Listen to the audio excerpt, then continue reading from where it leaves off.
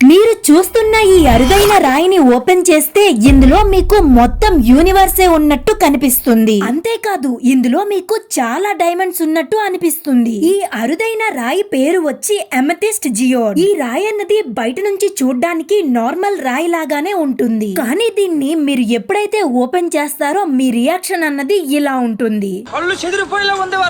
Well, దీన్ని అరుదైన రాయి అని ఎందుకంటారు అంటే ఇది తయారవడానికి కొన్ని మిలియన్ ఇయర్స్ పడుతుంది కాబట్టి. ఈ రాయి ఎలా తయారవుతుంది అంటే ఎప్పుడైతే వాల్కెనో ఎరప్షన్ జరుగుతుందో అందులో నుండి లావా అన్నది బయటికి వస్తుంది. ఆ లావా అన్నది చల్లగయ్యేటప్పుడు అందులో కొన్ని గ్యాసెస్ అన్నవి ఫిల్ అయ్యి ఉండిపోతాయి. దీని వల్ల ఆ లావా అన్నది బయట నుంచి చూడ్డానికి నార్మల్ రాయి లాగానే ఉంటుంది, కానీ లోపల మాత్రం గుల్లగా ఉంటుంది. ఇందు లోపలికి బయట నుంచి వాటర్ ఇంకా మినరల్స్ వెళ్తూ ఉంటాయి. కొన్ని లక్షల సంవత్సరాల తరువాత ఈ అందమైన రాయి అన్నది తయారవుతుంది.